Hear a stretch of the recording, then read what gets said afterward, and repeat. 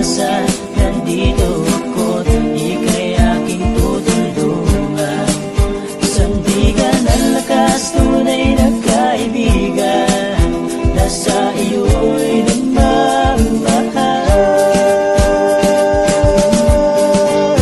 Yan ang tapat mong salita, lagi mong ginagawa mula noon hanggang ngayon.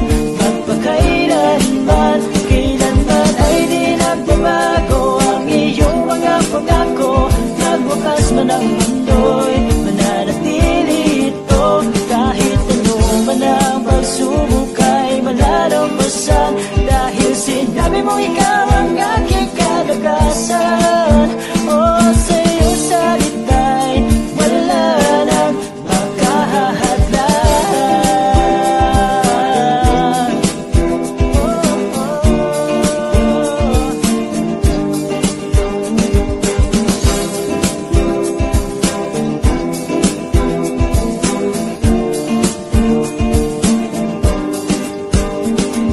Ito ay sinabi mo rin na kahit ako'y nagkakasala, ako'y iyong patatawarin at itatama sa maling nagawa.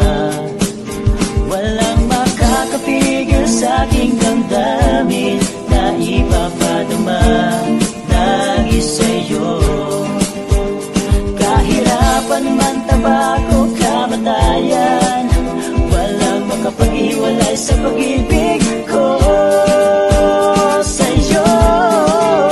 Yan ang tapat mong salita, lagi mong ginagawa mula noon hanggang ngayon. Magpakailanman, kailanman ay di nagbabago ang iyong mga pangako. Magbukas man ang mundo'y mananatili ito. Kahit ano man ang pagsubok ay malalampasan. Dahil sinabi mo ikaw ang aking kalakasan. Sa iyong salita'y wala nang makahahadlang. Oh,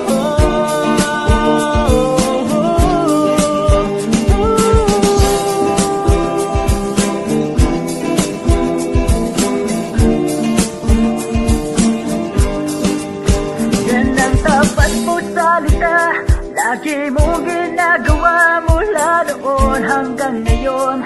Magpakailanman, kailanman ay di nagbabago ang iyong mga pangako. Magwakas man ang mundo'y mananatili ito. Kahit ano man ang pagsubok ay malalampasan. Dahil sinabi mo ikaw ang aking kalakasan. Sa iyong salita'y wala na. Yan ang tapat mong salita, lagi mong ginagawa mula noon hanggang ngayon. Magpakailanman, kailanman ay di nagbabago ang iyong mga pangako. Magwakas man ang mundo'y mananatili ito.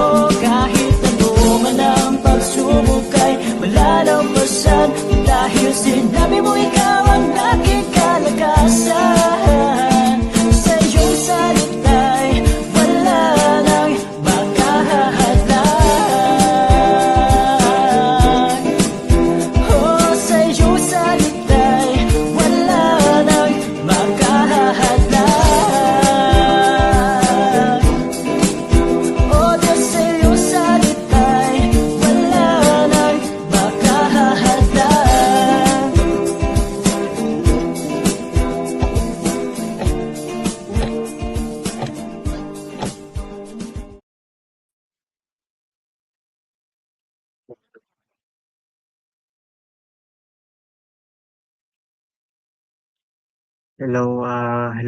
Hello. Good morning po sa inyong lahat. And ako nga po pala si Vic Raisen Manuel, no? Mula po sa AXE SGCF. And medyo kinakabahan po ako ngayon kasi first time kong mag-preach sa online, no? And bago po tayo magsimula, let us pray po muna. Panginoon, maraming salamat po sa privilege na 'to, Panginoon, sa nagkaloob mo sa'kin, Panginoon. Naway Panginoon ay may matutunan po sila sa ipe-preach ngayon, Panginoon. And ito lang po ang dinadalangin, Panginoon, sa pangalan ni Jesus. Amen. So, bago tayo magsimula is puwede po bang pa-show po nung PowerPoint po. And yung title po natin ngayon is From Dry Bones to Living Homes. At yung ating pong text ngayon is Ezekiel 37 verses 1 to 10. Puwede pa next slide po. Basahin po natin yung ating verse ngayong umaga po. Nadama ko ang kapangyarihan ni Yahweh at sa pamamagitan ng kanyang espiritu ay dinala niya ako sa isang libes na puno ng kalansay. Inilibot niya ako sa lugar na puno ng mga kalansay na tuyong-tuyo na. Tinanong niya ako, Ezekiel, anak ng tao, palagay mo ba ay maaari pang mabuhay ang mga kalansay na ito? Sumagot ako, kayo lamang po ang nakakaalam, Yahweh. Sinabi niya sa akin, magpahayag ka sa mga kalansay na ito. Sabihin mo, mga tuyong kalansay, diginin niyo ang salita ni Yahweh. Ito ang pinapasabi niya. Bibigyan ko kayo ng hininga at kayo'y mabubuhay. Next slide po. Lalagyan ko kayo ng litid at laman at babalutin ng balat. Bibigyan ko kayo ng hininga at kayo'y mabubuhay. Sa gayon, makikilala ninyong ako si Yahweh. Nagpahayag nga ako tulad ng utos sa akin. Nang ako'y nagsasalita, nagkaroon ng malakas na ugong at nabuo ang mga kalansay. Nakita kong silang nagkaroon ng litid at laman.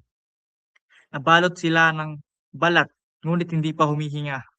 Sinabi sa akin ni Yahweh, Ezekiel, anak ng tao, tawagan mo ang hangin sa lahat ng dako. Sabihin mong ipinapasabi ko, hangin, hingahan mo ang mga patay na ito upang sila'y mabuhay. Nagpahayag nga ako at ang hangin ay pumasok sa kanila. Nabuhay nga sila at nang matayuan sila'y ubod ng dami na parang isang malaking hukbo. Yan, ayun po yung ating talata ngayon. Ngayon, bakit nga po ito yung talata at yung title ko po ngayon? Kasi actually, nung si Pastor Chris po is pauwi na kami galing ng Bible study, eh, tawag po, sinabi ko po sa kanya na, Pastor, pwede po ba yung Ezekiel 34 sa preaching? Kasi po, nung nabasa ko po yun is parang pasok po siya sa tema. Sabi naman ni Pastor, oo naman, pwede siguro, pwede yun, no? Tapos, nung habang ini-internalize ko 'to, yung scripture and binabasa ko siya, napansin ko na yung mga dry bones represent spiritually dead hearts, yung mga patay na puso. And yung living homes represent the spirit-filled homes shaped by the word. Yung mga bahay is spirit-filled, no? Na nasi-shape sa pamamagitan ng salita ng Diyos. So when God revives the heart, He also restores the home. Kaya minsan may mga panahon sa buhay natin na hindi naman tayo bumagsak, pero feeling natin parang may namatay sa loob natin 'no. Hindi siya gano'n kaingay 'no, tahimik lang, hindi siya gano'n ka-dramatic, hindi rin siya biglaan, pero mararamdaman mo na parang may natuyo na 'no. Dito ko laging nakikita yung mga bagay na 'to, unti-unti lang siyang nabi-build up, unti-unti lang nawawala, 'di ba? Example, unti-unting nawawala yung gana natin mag-pray. Unti-unting nawawala yung devotion natin, unti-unting nawawala yung pagbabasa natin ng Bible, unti-unting nawawala yung pag-auhaw natin sa salita ng Diyos. Minsan nagiging routine na lang natin yung pag-attend sa church. 'Di lang 'to nangyayari sa atin 'no, puwede rin 'tong makaapekto sa bahay natin o kaya sa church natin, 'di ba? Mukha lang siyang maayos sa labas, pero 'pag tiningnan mo sa loob, tuyo na. Parang ikaw, parang tayo, parang sa bahay din gano'n.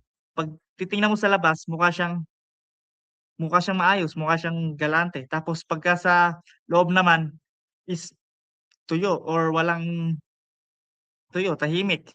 Pati na rin sa tao, 'pag tiningnan mo yung tao, mukha siyang ano, mukha siyang maayos panlabas sa pananamit, sa mga bagay na nakikita natin sa kanya, mukha siyang maayos.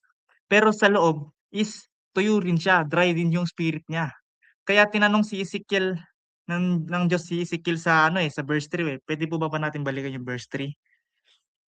Ayun, sa verse 3 po. Next sa second slide po. Na tinanong niya ng Diyos si Ezekiel na, "Anak ng tao, palagay mo ba ay maaari pang mabuhay ang mga kalansay na ito?" 'Di ba? Hindi 'to simpleng tanong lang, meron din 'tong impact sa heart 'no? Meron siyang tama sa puso natin, na minsan kung may pag-asa pa ba tayo, may buhay pa ba tayo, or may restoration pa ba na puwedeng maganap sa mga buhay natin? Kasi para maunawaan natin yung mga tanong na 'to, kailangan nating bumalik sa kalagayan ng Israel kung bakit tinanong ng Diyos yung mga ganitong tanong kay Ezekiel, 'di ba? Ano nga ba yung mga nangyari sa Israel kung bakit sila naihahambing sa tuyong buto, 'di ba? Ano ba yung mga pinagdaanan ng Israel kung bakit sila naihahambing ng Diyos sa tuyong buto, 'di ba?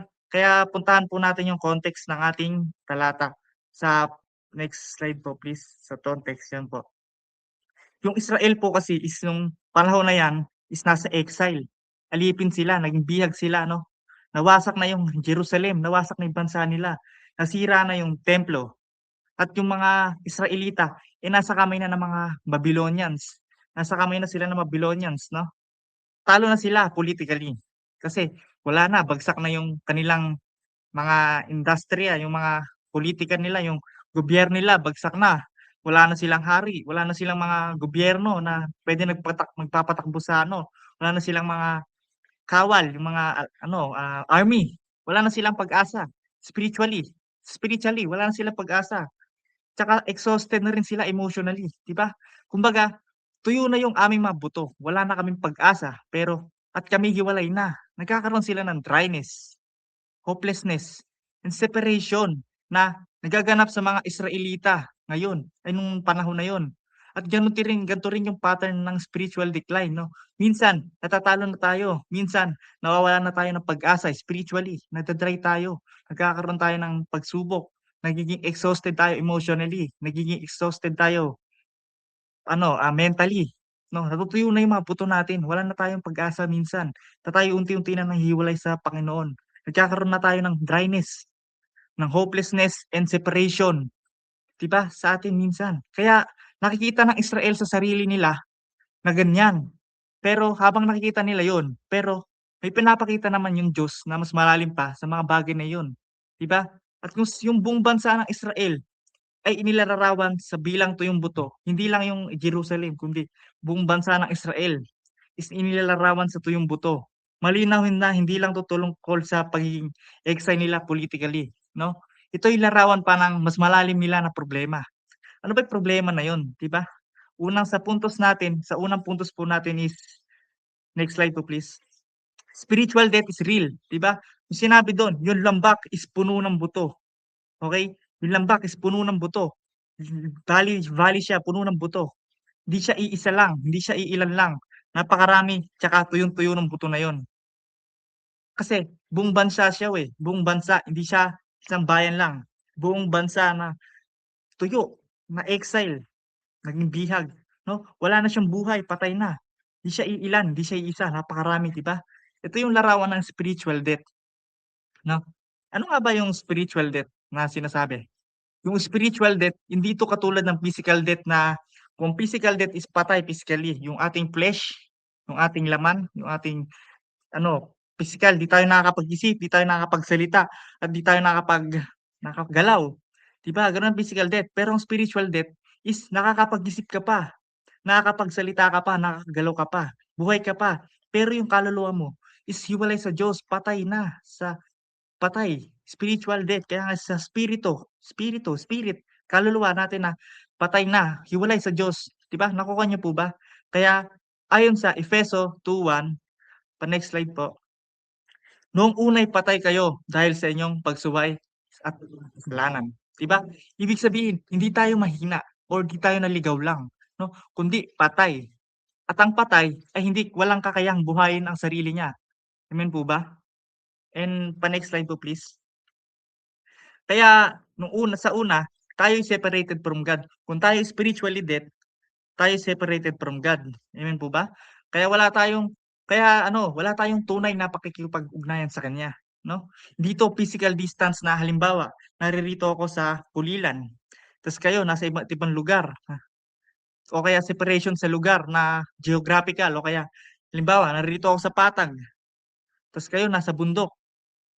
Parang sa prodigal son, hiwalay sila, wala silang ano, 'di ba? Hindi 'to tungkol sa physical distance or sa relational na ano, sa geographical na hiwalay, kundi ito'y relational separation, relationship, 'di ba? Nahihiwalay tayo sa relationship. Ibig sabihin, wala tayong tunay na fellowship sa Panginoon. Sa kanya wala tayong tunay na fellowship, wala tayong tunay na submission sa kanya, 'no? Yung sin natin, yung kasalanan natin ang naglalagay sa gitna noon.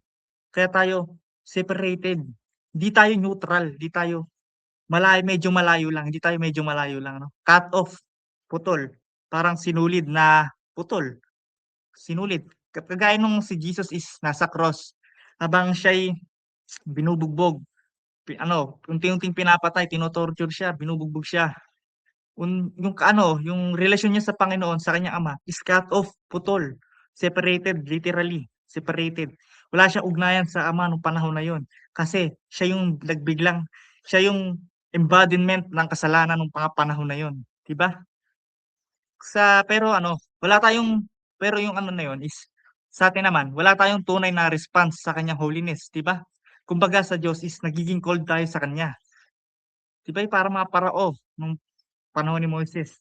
'Di siya ano, matigas yung puso nila 'no, wala silang grief, wala tayong grief sa kasalanan 'no, wala tayong pagkauhaw o pagkagutom sa salita ng Diyos, 'di ba?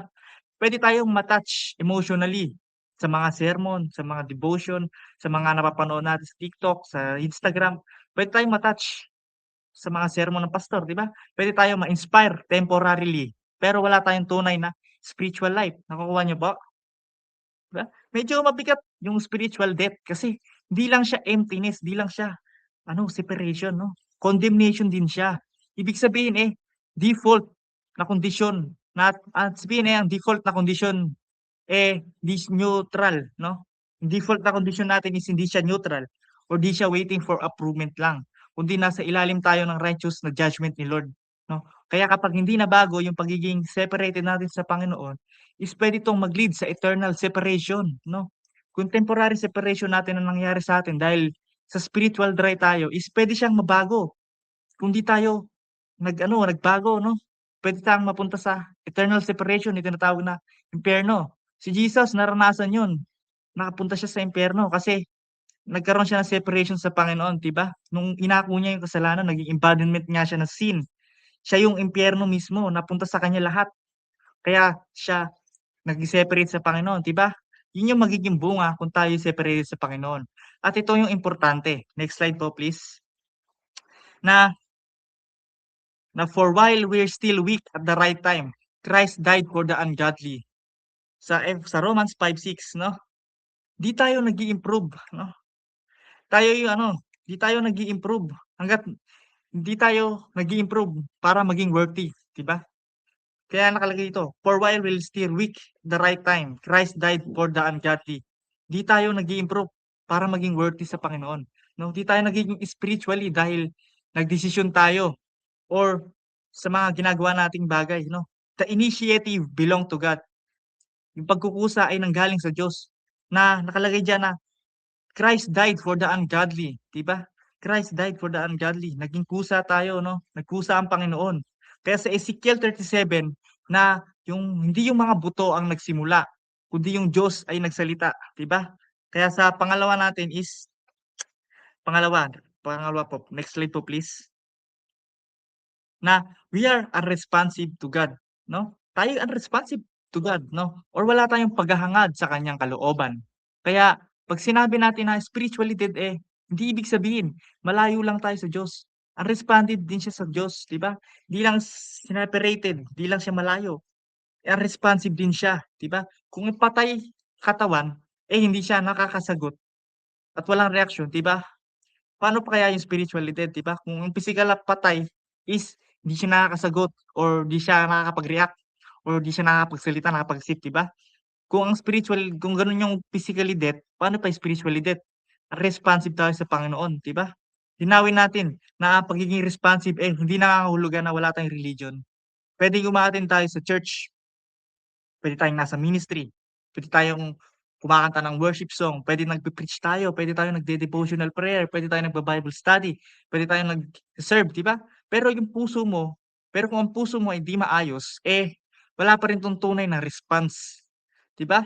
Tandaan natin na ang external activity na ginagawa natin doesn't equal to eternal life. Sa Matthew 15:8, wait, wala akong sa ano Matthew 15:8, se-search ko lang 15:8, 'di ba? Jesus said 15:8, 'di ba? 'Yun, 'di ko siya nailagay yung 15:8 pero gano'n yung nakasaad dun na external activity natin is doesn't equal na eternal life. 'Di ko siya nailagay sa PowerPoint, 'tsaka 'di ko rin siya na ano, bigla lang pumasok sa isip ko na 'yun. And yung pangatlo po natin is next slide po please. Unable to please God, 'no? Kahit mabuting gawa, 'no? Kung wala naman tayong pananampalataya, dito nakakalugod sa Diyos. Kung meron nga tayong ano, mabuting gawa, kung di naman siya nakakalugod sa Diyos, balewala rin kung wala tayong pananampalataya. Wala tayong pananampalataya, di siya nakakalugod sa Diyos, 'di ba? Di nangangahulugan na lahat ng ginagawa ng tao ay masama, amen po ba? Hindi nangangahulugan na lahat ng tao ang ginagawa ng tao masama. Yung iba naghahanap buhay ng maayos, yung iba nag-aano, nagtatrabaho ng maayos, 'di ba? Yung iba, mabuti naman yung ginagawa nila sa paningin ng tao, 'di ba? Maaring mabait sila or maaaring tapat sila sa kapwa, maaring mapagbigay sila o kaya responsable sila sa mga gawain, 'di ba? Pero kalugod-lugod ba ito sa paningin ng Diyos? Para maging pleasing sa Diyos, kailangan manggaling 'to sa tamang puso at tunay na pananampalataya. Nakuha niyo po ba? Basahin natin yung Hebrews 11:6, next slide po, 'no? Sa Hebrews 11:6 nakalagay dito na, "For while we were and without faith, it is impossible to please Him. For whoever would draw near to God must believe that He exists, and that He rewards those who seeks Him." Still weak, at the right time, Christ died for the ungodly, 'di ba? Kaya kung wala tayong tunay na faith kay Christ, kahit gaano kaayos yung ginagawa natin, hindi ito magiging pleasing sa Panginoon, 'di ba? Kaya minsan ang problema di lang sa behavior, kundi sa puso rin 'yan. Kaya kung ang puso natin is patay, hiwalay at unresponsive sa Lord, lahat ng bagay, lahat ng lalabas sa atin, lahat ng manggagaling sa ating bibig, lahat ng lalabas sa atin ay hindi ito spiritually alive, patay. Kunwari, halimbawa, nagpe-preach ka, pero putay naman yung puso mo, hiwalay ka sa Panginoon, unresponsive ka sa God. Kung nagpe-preach ka o kaya nagba-Bible study ka nga, 'di ba? Yung lalabas sa'yo is hindi spiritually alive, 'di ba? Di sapat ang self-discipline natin. Kung agwat kung agwat ay patay, ang bunga ay hindi magiging patay, nakuha niyo po ba? Kung ang ugat ay patay, hindi magiging ang bunga ay hindi magiging buhay, 'di ba? Halimbawa, kung halaman is patay, yung ugat niya, yung hindi siya magbubunga kasi patay nga yung ugat, yung kalabasan niya is patay rin. Wala na siya, 'di na tutubo yun, patay na, buhay, 'di ba? Gusto nating isipin na may maiaambag naman ako, may mabuti naman para sa akin, 'di ba? May mabuti naman sa akin, 'di ba? May maiaambag naman ako. Papaambag ko, 'di ba? May mabuti naman sa akin o kaya ko naman 'to ayusin, kaya ko naman ayusin yung sarili ko. No, wala tayong maipagmamalaki sa Panginoon, amen po ba? Wala tayong maipagmamalaki, pero dahil kay Kristo, maaari na tayong maging pleasing kay Lord. Di dahil sa performance natin, kundi dahil sa relasyon natin at union natin kay Lord, 'di ba? Kaya kung ang spiritual death ay separated from God and unresponsive to God and unable to please Him, then we desperately need resurrection, 'di ba? Kung ang spiritual dead is separated kay Lord, hiwalay sa Panginoon, unresponsive sa tawag ng Panginoon or at unable to please Him, 'no? Kailangan natin ng resurrection. Di lang 'to motivation, di lang motivation tsaka inspiration, resurrection, muling pagkabuhay, 'di ba? Kaya sa second point natin is next slide po please. Kaya sa second point natin is, the word of God is the instrument of resurrection. Sinabi ng Diyos kay Ezekiel, 'no, sa verse 4, "Magpahayag ka sa mga kalansay na ito."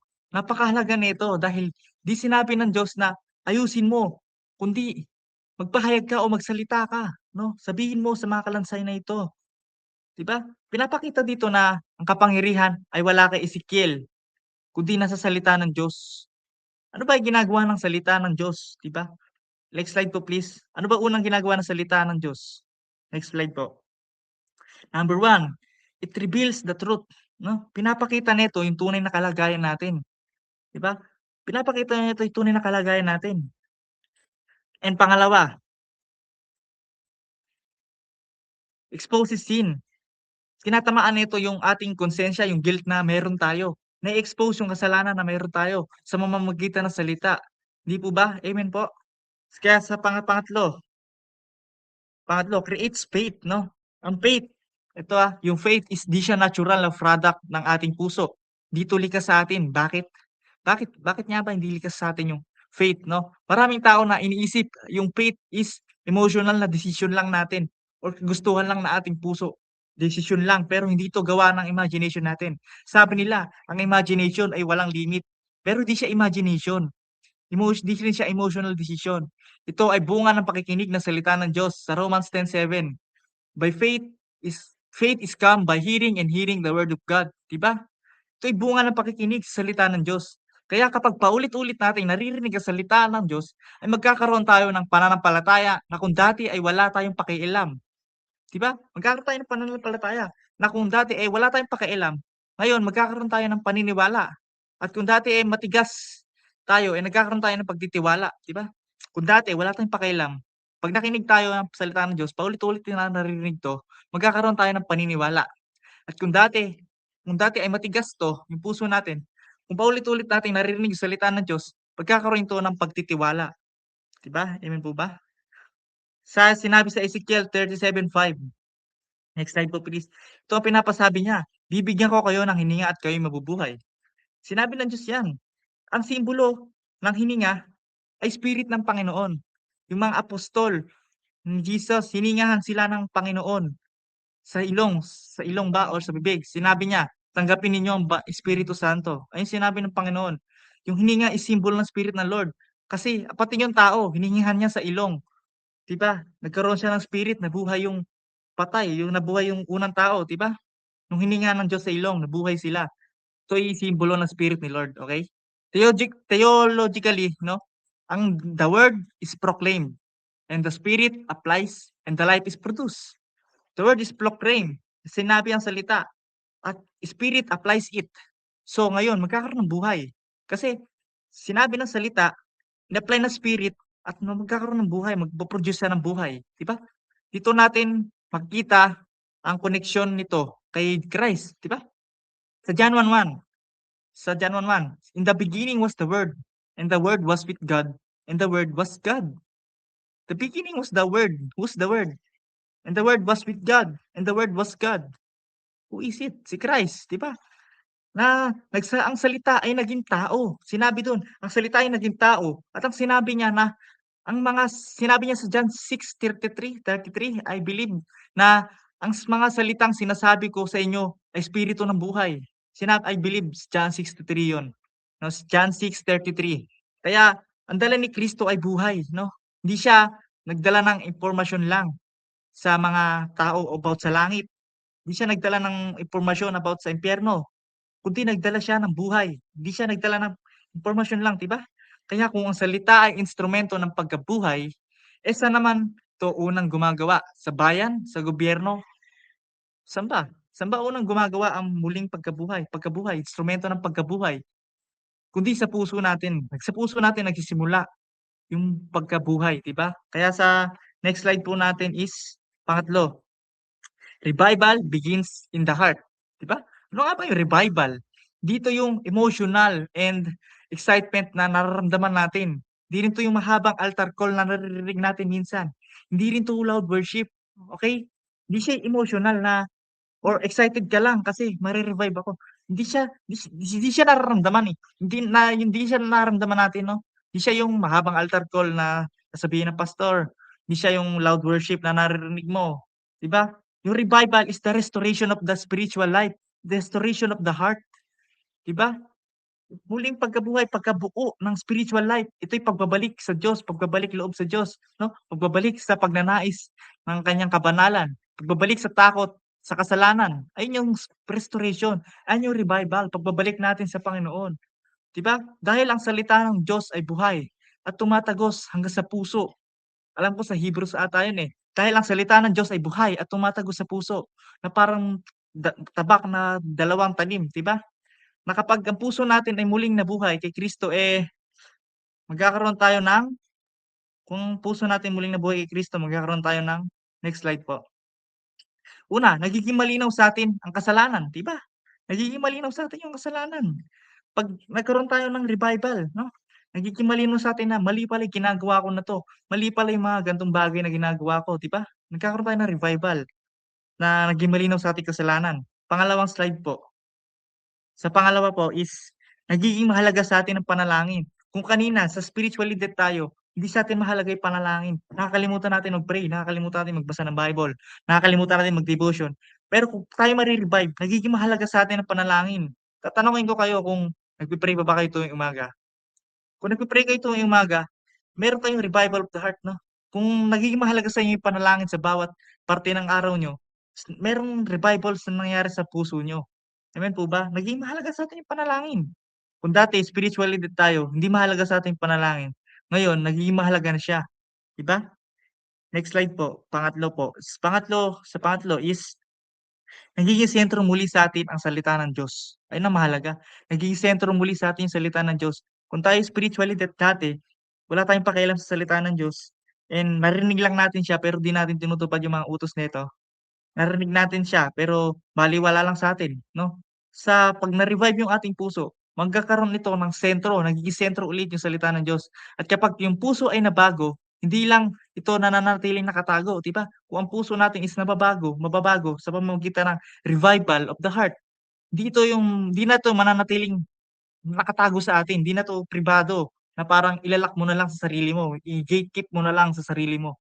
Dahil ang buhay kay Kristo ay hindi nakakulong lang sa loob, kundi shine-share ito 'no, shine-share. Kung ito'y umaapaw, yung revival mo sa puso mo, yung pagmamahal mo sa Panginoon ay umaapaw, 'di ba? Kapag ito'y umapaw, eh, puwede itong magkaroon ng epekto sa ating bahay, puwede mong ma-share ito sa bahay natin, 'di ba, amen po ba?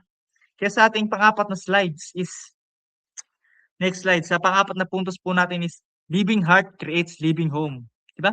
Kasi ang tahanan ay refleksyon ng spiritual condition ng mga nakatira doon, 'di ba? Kung ang tahanan is malamig, kung puso natin yung malamig, yung tahanan malamig, magiging malamig din yung relasyon natin sa bawat isa sa bahay natin.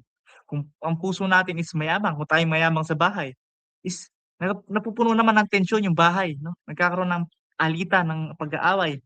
At yung puso natin, kung mataas naman yung pride natin sa bahay is gano'n din naman, nagkakaroon din ng tensyon sa bahay. Nagkaaway kayo 'no, nawawala yung yung pagrelasyon na pagmamahalan, 'di ba? Pero kung puso natin is nabuhay kay Kristo, kung puso natin is muling nabuhay na kay Kristo, eh, ang tahanan natin is magkakaroon na ng hininga, mahihingahan na ito ng Panginoon 'no. Sabi nga sa Colossus 3:16, pa-next slide po please.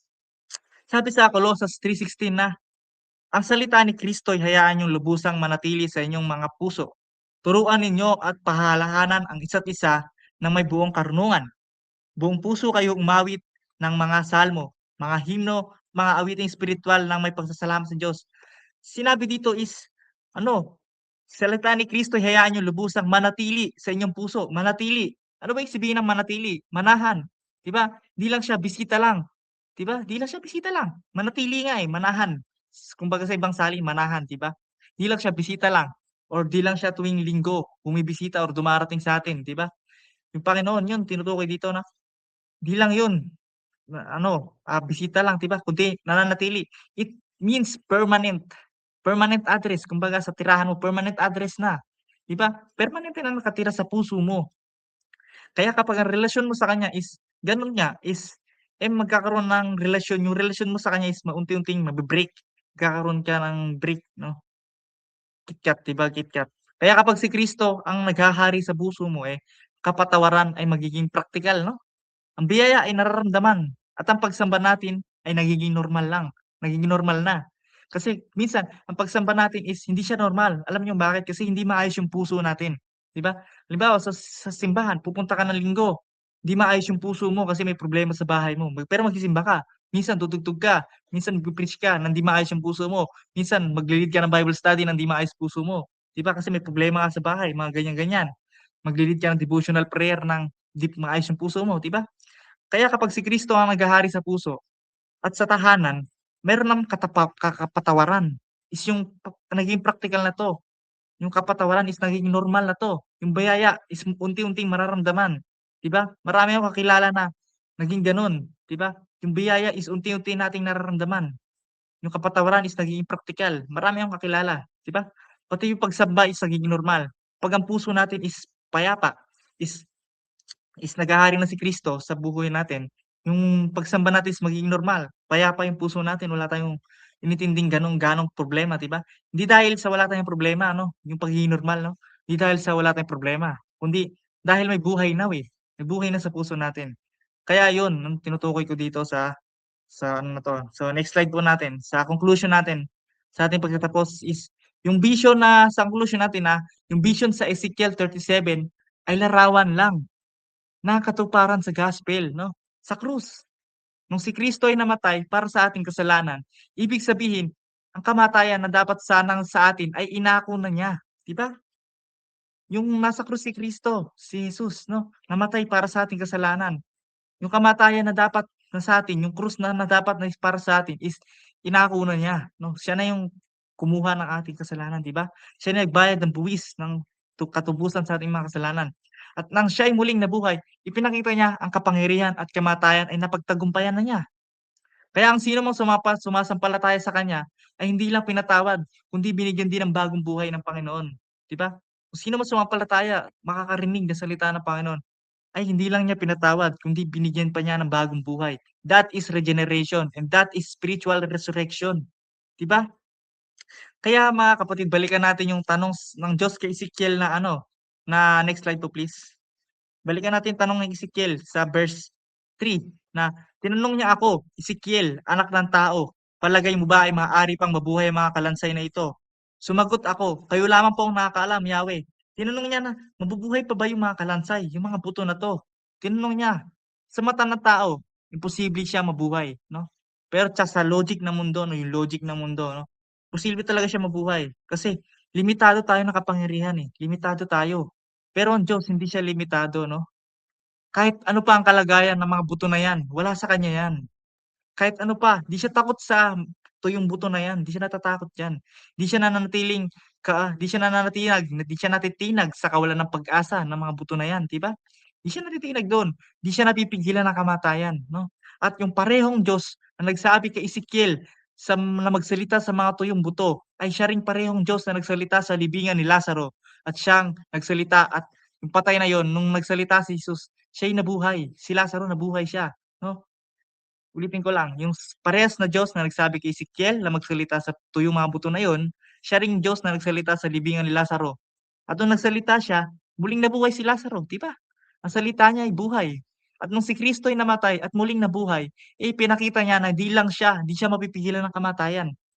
At kung ikaw na nakikinig ngayon at alam mo na may bahagi sa puso mo na tuyo o patay, 'di ba? At kung alam mong may bahagi sa tahanan mo na malamig, tanungin mo muna yung sarili mo na, handa ba akong makinig sa salita ng Diyos at magpasakop sa Kanya, 'di ba?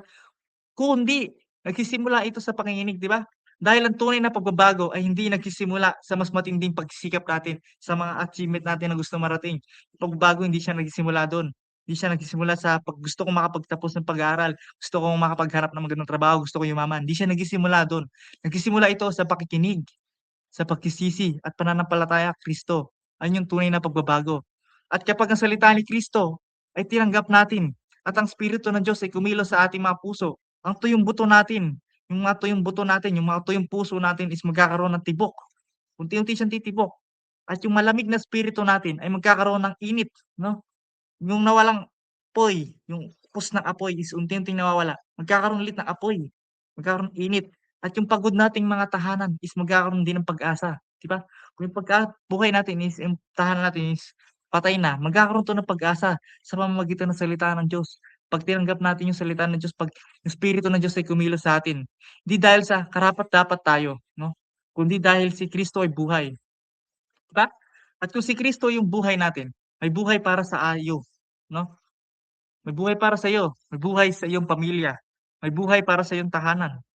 Kaya ang tanong sa Diyos na ano, kung ang tanong ng Diyos kay Ezekiel na, "Anak ng tao," nasaan po yung slides? Nawala po yung slides, eh. Kaya ang tanong ng Diyos kay Ezekiel na, "Anak ng tao," nasaan po yung slides? Nawala po. Yun, tinanong niya ako, "Ezekiel, anak ng tao, palagay mo ba'y maaari pang mabuhay ang kalansay na 'to?"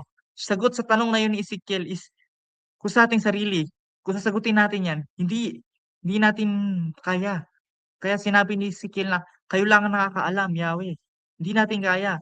Pero kung sa Panginoong Kristo natin, sa Panginoong Hesus lamang, sa Panginoong Hesus mo tatanungin 'yan, kaya niya, oo, kaya niya 'yan. 'Di lamang nabubuhay kundi magkakaroon din ng kalakasan at katapatan, 'no? Kaya 'wag nating isipin na mga ganyang bagay, 'di ba? Kaya 'yun, magkakaroon tayo ng kalakasan at kapayapaan, 'no? Yung mga pagiging spiritual death natin is wala, 'no? Unti-unti nating mababawasan yung spiritual death kapagka tayo'y unti-unting bumalik sa Panginoon, magkakaroon tayo ng regeneration, 'di ba? Kaya 'yun lamang yung gusto kong ituro sa inyo ngayong umaga na ito, and 'yun lamang po. Sa aking pagtatapos is tayo po'y mananalangin. Panginoon, maraming salamat po sa mga aral na natutunan namin parehas, Panginoon, sa mga itinuro mo, Panginoon, ngayong umaga, Panginoon. Naway, Panginoon, is magkaroon kami ng regeneration sa aming mga puso, Panginoon, upang hindi kami matuyutan, Panginoon, at magkaroon kami ng spiritual death, Panginoon.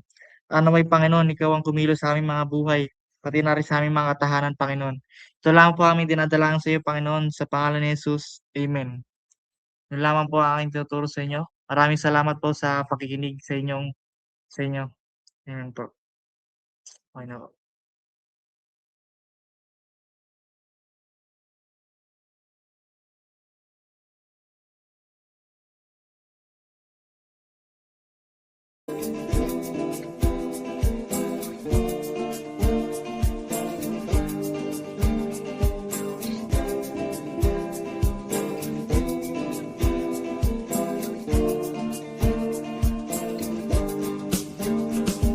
Sinabi mo sa iyong salita'y di kita pababayaan.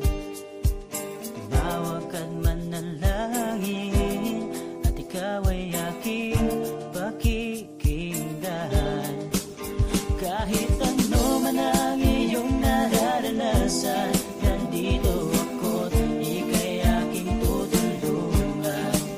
Sandigan ang lakas, tunay na kaibigan, nasa iyo'y nagmamahal. Yan ang tapang mong salita, lagi mong ginagawa mula noon hanggang ngayon. Magpakailanman, kailanman ay di nagbabago ang iyong mga pangako. Magwakas man ang mundo'y mananatili ito. Kahit ano man ang pagsubok ay malalampasan, dahil sinabi mo ikaw ang aking kalakasan. Sa iyong salita'y wala nang makahahadlang.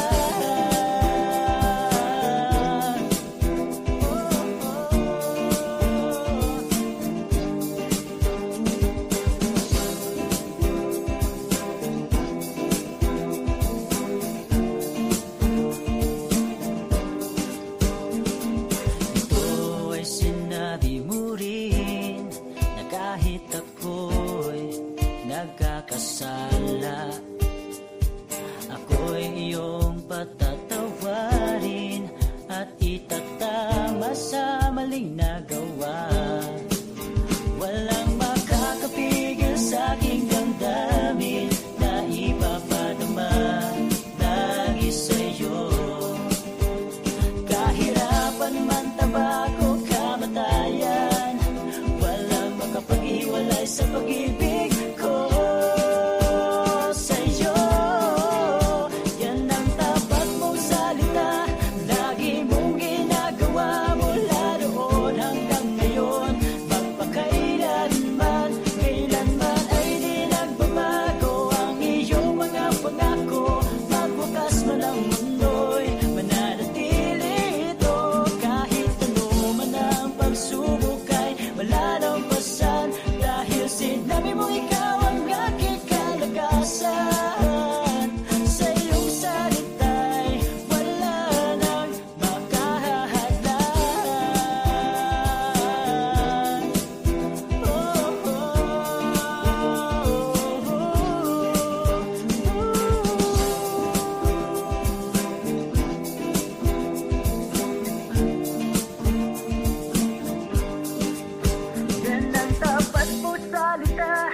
lagi mong ginagawa mula noon hanggang ngayon.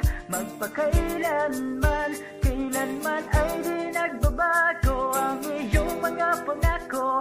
Magwakas man ang mundo'y mananatili